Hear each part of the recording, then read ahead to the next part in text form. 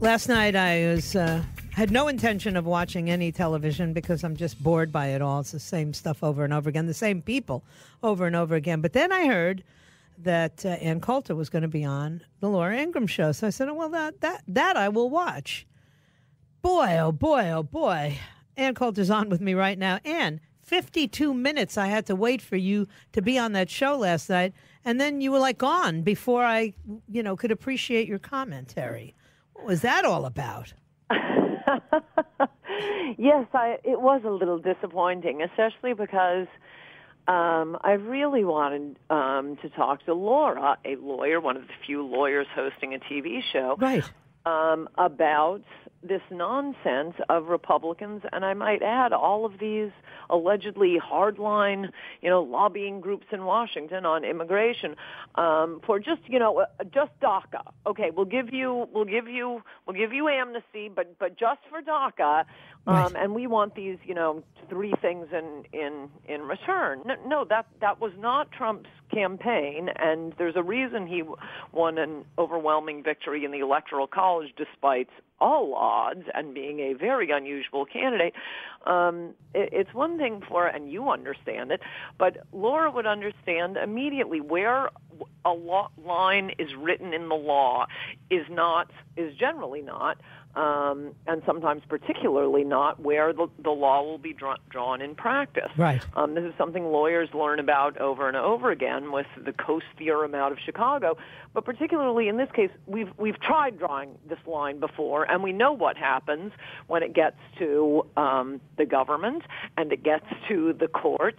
There is no way you can have any amnesty for the most narrow group of people, which is why you know you're being lied to whenever you hear the phrase "children brought here through no fault of their own."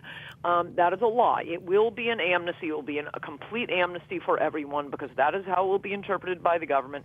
That is absolutely how it will be interpreted by any Democratic administrations, and that's how it will be interpreted by the courts. This is what happened with the 1986 amnesty. There was one part of it written, of course, by Chuck Schumer. He has a history of fooling Republicans. Right. It would be a very, very narrow amnesty just to reward hardworking illegal immigrants who were preventing Americans from starvation, stopping crops from rotting on the fields. If they could prove they had worked at least 3 months on a farm in the previous year, they would be eligible for amnesty. Immediately, it just became an open-ended amnesty with everyone applying getting it, people who weren't even in the country when they were supposed to be doing farm work, alleged, hardworking farm worker immigrants who thought cotton was purple and talked about pulling cherries from the ground. Nearly 1 million applications that were determined by the INS to be fraudulent were approved. Nonetheless. We've seen this happening with Trump's executive order, at which he has full constitutional and statutory authority to say we are not taking immigrants. In fact, he can say we're not taking immigrants who are redheads or left-handers. He could say we're not taking immigrants who don't come up to here on the height chart for any reason. No, he just says these countries. Absolutely 100% constitutional, specifically his statutory authority. And what happens? A Hawaii judge right. and the Ninth Circuit says, oh, no. Now we have a Ninth Circuit judge saying he can't suspend an unconstitutional executive order announced by Obama. Mm-hmm. So, no DACA amnesty. Right. I put out a contest a few months ago. Never really got a winner on this for a different name for dreamers. I started with ingrates, but we have our winner now, Howie Carr, a fellow radio broadcaster. Sure, you call them the Nightmares.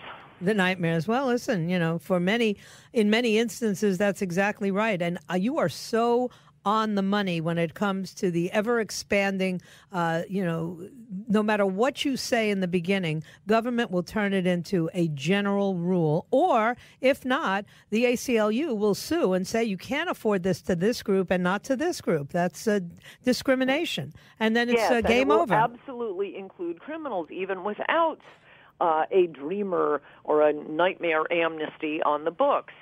In a single year, 2013, Obama released from custody hundreds of criminal aliens, murderers, rapists.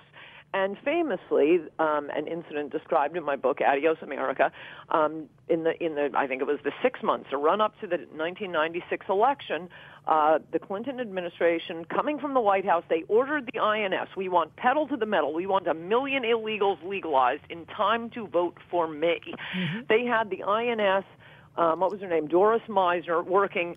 INS was working 7 days a week, 24 hours a day, just processing applications. I went to work for the Senate Judiciary Committee, where I was after that. We looked through these applications and, again, found hundreds of murderers and rapists who were made citizens in order to get 1 million new Democratic voters for Bill Clinton.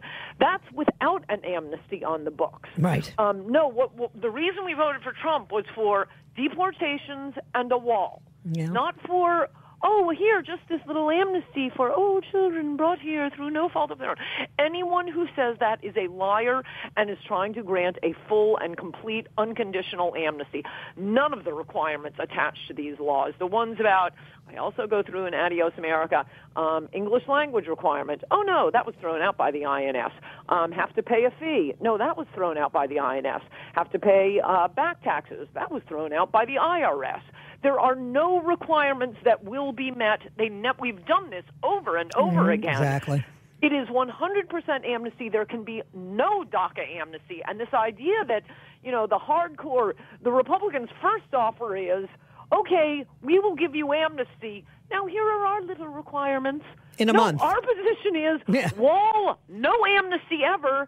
And, maybe we won't rush on deporting some of the deserving illegals. Right. No, and what's amazing to me is that, last night they surrounded Chuck Schumer's house chanting, if Chuck won't let us dream, we won't let him sleep. They shut down the front of Disneyland in Southern California 3 days ago. And these are the people that are being represented as so valuable to this country. I like ingrate. I'm going with ingrate. I've never seen a group that got so much and hated us so much. No, I know the entitlement mentality. I just can't imagine sneaking into another country, violating their laws, and then demanding that they amnesty me. Yesterday, what is taking you so long? No, I think it is not an accident. I keep seeing people like David Axelrod and Donna Brazile and, Democrats gloating, whoa, Republicans better watch out when we put those desirable, those innocent, those adorable dreamers on TV. Whoa, is the public sentiment going to change? Well, okay, we've been talking about this for a decade now. How come I never see any dreamers on MSNBC? I think there's a reason for that. They can't find a good one. Right. Well, we keep seeing them, but they're like protesting at Nancy Pelosi gatherings. I mean, you can't make this stuff up. But I have to ask you, because you are an attorney, and I have to cover as much ground with you as I can when we speak. What do you make of all this stuff with the FBI? And as an attorney, would you let Donald Trump talk to this special prosecutor? Because I'm not an attorney and I don't play one on TV. But there's no way in hell I would sit him in an open investigation and allow him to answer questions. They just want to trip him up. Yes, both very good questions. As for Trump going in and answering questions, the issue is not that Trump has done anything wrong. I mean, this is true if you are the most tertiary third-party witness. When I heard the Linda Tripp tapes before Ken Starr did, for those of you who remember the impeachment business, I had been doing quietly legal work for Paula Jones and her attorneys, along with some of my friends. I told them, don't tell me anything I'm not supposed to know because I'm going on TV, but I can take an interrogatory. I can write briefs. And it turned out Linda Tripp's lawyer, a friend of mine, Jim Moody, he had to listen to the tapes before he turns them over to the prosecutor, to Ken Starr. And he had a 1950s tape player, and he keeps hitting buttons. And another one of the elves, as we called ourselves, George Conway, called me up and said, Ann, I'm afraid Moody is about to destroy the crucial evidence in this case. We know you're a deadhead. Can we come over and use your taping machine? Mm-hmm. So they came over at like 3 in the morning. We're hunched by my speakers listening to the tapes. As a consequence of that, simply allowing them to use my tape player, though I was listening, Ken Starr's investigators wanted to talk to me. Mm. Oh, you bet I hired an attorney. And it cost me a lot of money. Why? Because if I say they came over at 3 a.m. and they determined, no, they came over at 2 a.m. or something like that, that could be a lying to investigators crime. You need your own attorney there. That's when you don't have investigators who are out specifically trying to screw you. Right. So, yeah, I mean, I'd try to do it as a written interrogatory. I'd want to know what the questions, why he needs to be interviewed. And I would have a battery of attorneys with me to make sure there are other witnesses there and there isn't some misinterpretation that's being called lying to investigators. Yeah. And by the way, the book that Ann wrote back in the late 90s, High Crimes and Misdemeanors, is where I had my political awakening because I had no idea just how well, Bill Clinton, I knew he was a bad guy, but I had no idea the level to which he had sunk, and the book opened my eyes, and certainly. And what Democrats can get away with. I remember thinking during that time, there is absolutely no way, if a Republican president were doing this, that my friends, 90% of Republican senators wouldn't have been saying, you got to go or we're going to impeach you. You cannot. And that, if I have time, I'd just like to say on the destroyed FBI text. Yes. I mean, that was the underlying, one of the shocking things about the Bill Clinton case. One of the things I noticed at the time was the most liberal lawyer, and I had and was moving back to New York, lived in New York, was moving back to New York. I know a lot of liberal lawyers. Mm-hmm. Every lawyer was shocked and really disgusted by what Bill Clinton had done, because what lawyers do for a living is meaningless. You can have no system of laws if people will destroy evidence, as Bill Clinton had done, if they will lie under oath, if they will suborn witnesses perjury. He was being sued for having violated the civil rights law. A governor of a state cannot, it's a form of discrimination to be sexually harassing, i.e. calling Paula Jones up to a hotel room, dropping your pants and saying kiss it. That is a violation of federal law. There's no question that it happened, but he was preventing her from getting evidence by destroying evidence, giving it to Betty Curry, his secretary, suborning, getting jobs for Monica so that she would lie to investigators, lying himself over and over and over again.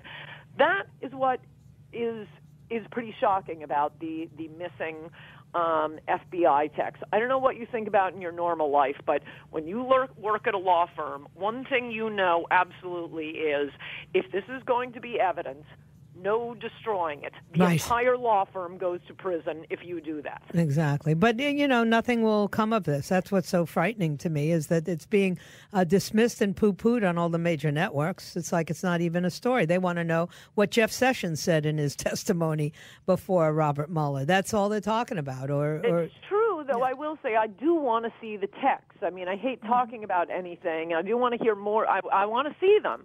And I don't know why, and maybe I don't have this right, but I thought a president can declassify whatever he wants. I really wish President Trump would just declassify these texts so we can actually see what we're talking about rather than arguing about leaks about what the texts say, because they sound pretty damaging. And the missing texts, I mean, we need to know the dates on that. When did they go missing and how did they go missing? Because that is a really serious crime, and it's the only thing that looks like it could be a serious crime so far on either side of the equation. I mean, everything they're describing as obstruction of justice for the president is the president carrying out the duties of president. Right. Of course, he's allowed to fire his own employees. Now, if that's done with intent to an obstruction investigation, but at the same time, we know that Comey himself had told Trump, you aren't under investigation. Right. So he's entitled to hire Comey if he thinks Comey is wasting resources on some idiotic wild goose chase. That is his job. It's hard for me to see an obstruction case there, again, not knowing all of the facts, but I know most of the facts in that case, whereas the missing emails, that looks very, very bad. That's usually what we're talking about in an obstruction of justice case. Yeah, 18 minutes of Rosemary Wood's deletion brought down Richard Nixon. So, Right. I think 5 months' worth of FBI texts might be a little more serious. Ann, thank you so much. And again, if anybody uses you to make me watch an entire show that bored me to death until you came on, I'm not talking to them anymore. Right? Because that was true friend, Joyce Kaufman. Yeah, that was torture, man. Anyway, thank you so much. Talk to you soon, Ann. Talk to you soon. Bye-bye. Take care. Bye.